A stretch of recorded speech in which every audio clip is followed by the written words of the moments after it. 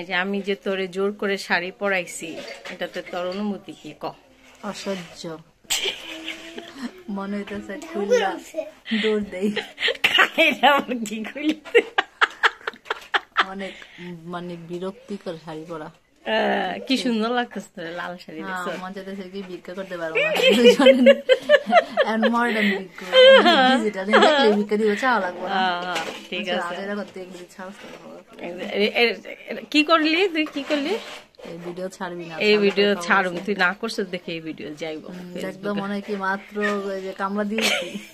কি সুন্দর লাগে মানুষের বাসায় কাজ করে এসেছি মাত্র, কাপড় ড্রেস খুলি নাই।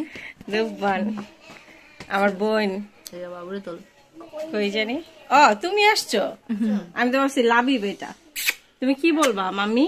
কোথায় আসছো তুমি? ঘুরতে খুশি করেছি।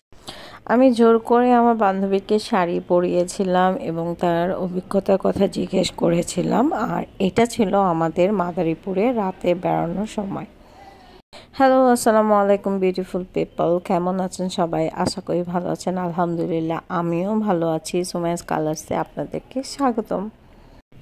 আমার কাছে এমনি রাতে বেড়ানোটা একটু ভালো লাগে, কারণ রাতে একটা মিষ্টি বাতাস থাকে আর শীতের রাতটাও একটু অন্যরকম ভালো লাগা থাকে।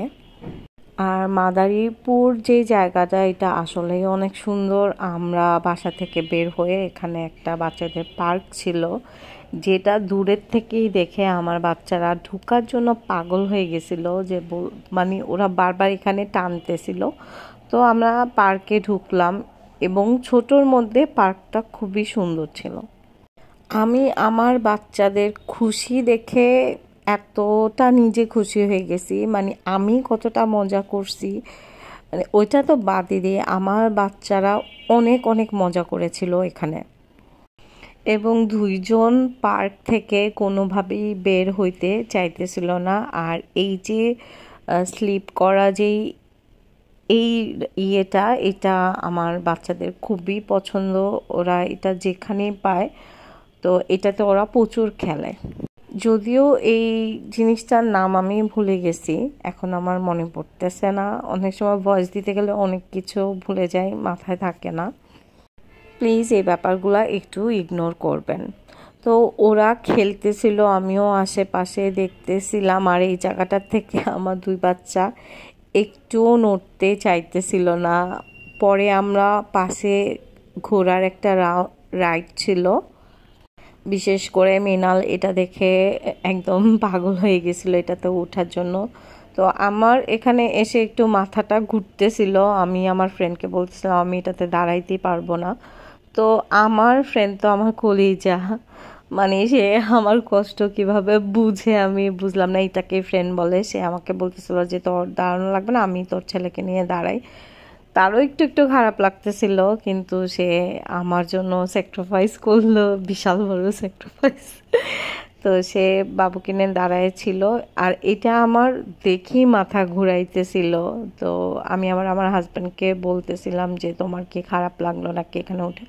ও বললো না, ওরকম যেরকম দেখে মনে হয় আসলে ওরকমটা খারাপ লাগে না। যাই হোক, আমার বাচ্চারা এটাতে খুবই এনজয় করছে এবং আমি দাঁড়িয়ে দাঁড়িয়ে দেখলাম।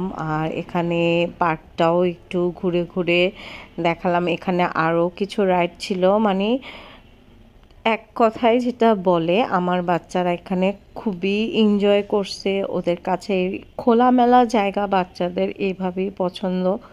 তো রাতের বেলায় ওরা এরকম জায়গা পেয়ে মহা খুশি।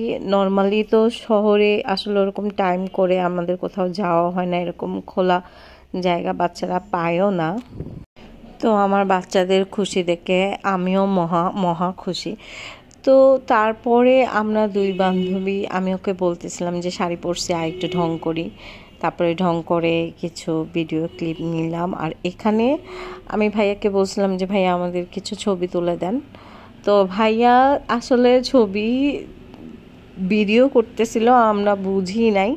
ভাইয়া এখানে দেখলাম যে আমরা ছবির পোস্ট নিতেছিলাম আর ভাইয়া একটা ছোট ভিডিও করে ফেলছে, যেটা আসলে ভালো হয়েছে। পরে দেখে আমার কাছে অনেক ভালো লাগছে।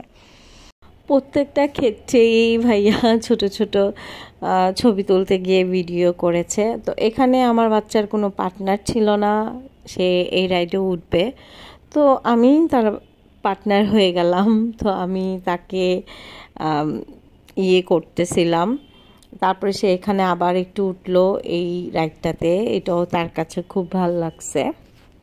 তারপরে আমরা পার্ক থেকে বের হয়ে এখানে একটা ব্রিজ ছিল যেখানে আমরা ঘুরতে আসি। এখানে অনেকগুলো স্টল ছিল, ফুচকা, চটপটির, মোমোর, তারপরে হচ্ছে ঝালমুড়ির। তো এখানেও অনেক ফ্রেশ বাতাস ছিল, আর ওই পাশে নদীর মতো ছিল অনেক বড়, যদি অন্ধকারে কিছুই দেখা যাইতেছিল না। আমার বান্ধবী খুবই আফসোস করতেছিল, বলতেছিল তুই দিনে আসলে এখানের ভিউ দেখলে পাগল হয়ে যাইতি। আর চটপটি ফুচকাটাও এত টেস্টি ছিল, আমি চিন্তাও করি নাই যে এই পাশে এত মজার চটপটি ফুচকা পাওয়া যাবে। আর এখানে আমি এইভাবেই দাঁড়ায়ছিলাম, আমি বলতেছিলাম ওকে ছবি তুলে দিতে, ও ঠুস করে আমার একটা আজব ভিডিও বানায় ফেলছিল। তো এখানে আমরা চটপটি ফুচকা খাওয়ার পরে একটু বসে আড্ডা দিতেছিলাম, কথা বলতেছিলাম। আমার থেকে মনে হয় ফুচকা চটপটি আমার জামাইয়ের বেশি পছন্দ। সে ফুচকা দেখলে মানে ফুচকার থেকে মনে হয় চটপটিটা তার বেশি পছন্দ, আমার থেকে সে এগুলা খাইতে চায় বেশি আর কি। তারপরে আমরা এখানেই পাশে একটা টিএসির মতো ওদের মোড় ছিল, মানে অনেকটা দেখতে টিএসির মতো, ওখান থেকে হেঁটে এখানে একটা আচারওয়ালা মামাকে পেলাম, এখানে তার থেকে আচার নিলাম খাওয়ার জন্য। দেখি খাইতে মন চাইলো, এত লোভনীয় লাগতেছিল আচারগুলো, কিন্তু আসলে একটু টেস্টি ছিল না, জঘন্য টেস্ট ছিল। তারপরে আমরা আবার অটোতে উঠলাম। অটোতে উঠে মানে আমরা গাড়ি এক সাইডে পার্কিং করে রেখেছি, আমরা ভাবলাম যে আমরা অটোতে করে একটু ঘুরবো। এই যে আমার বান্ধবী, সে কি সুন্দর করে খায় আপনারা দেখেন। তারপর ও আমাকে বলল এখানে একটা রেস্টুরেন্ট আছে রুফটপ, যেটার নাম স্বপ্নচূড়া। তো বলল এখানে আয়, এখানে সুন্দর সুন্দর ছবি তুলতে পারবি, এটা ভিউটা সুন্দর। পরে গিয়ে দেখলাম আসলেই এটা মানে খুব সুন্দর রেস্টুরেন্টটা। রাতের বেলা অনেক সুন্দর লাগতেছিল, কিন্তু এখানে ভিডিও আর ছবি ভালো আসতেছিল না, মানে লাইটিংটা এমন ছিল যে ছবিগুলো ভালো আসতেছিল না লাইটিংয়ের কারণে। কিন্তু রেস্টুরেন্টটা খুবই সুন্দর ছিল, কিন্তু খুবই কষ্টের ব্যাপার হচ্ছে এখানে একটা নর্মাল চা পেলাম না, সব থাই চা, কি চা নাম ছিল, এত আজগুবি চায়ের নাম।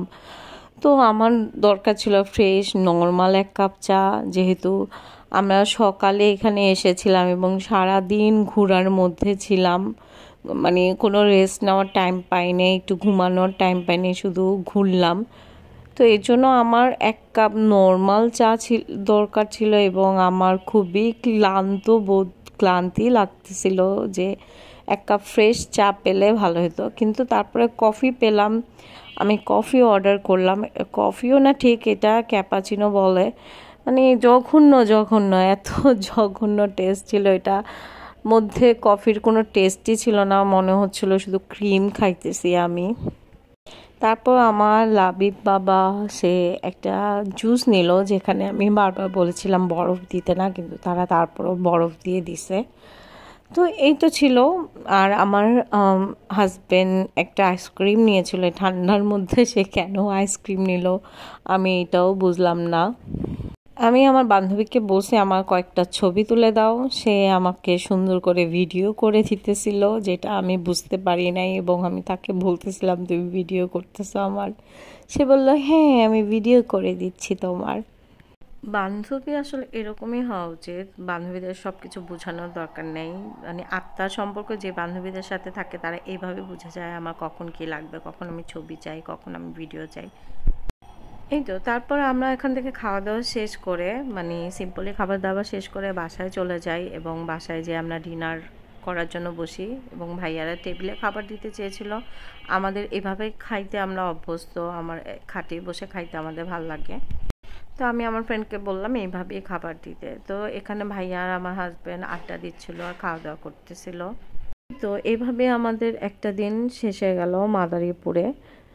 কারো আমার ভিডিও ভালো লাগলে লাইক শেয়ার কমেন্ট করতে ভুলবেন না। চল যাই, টাটা।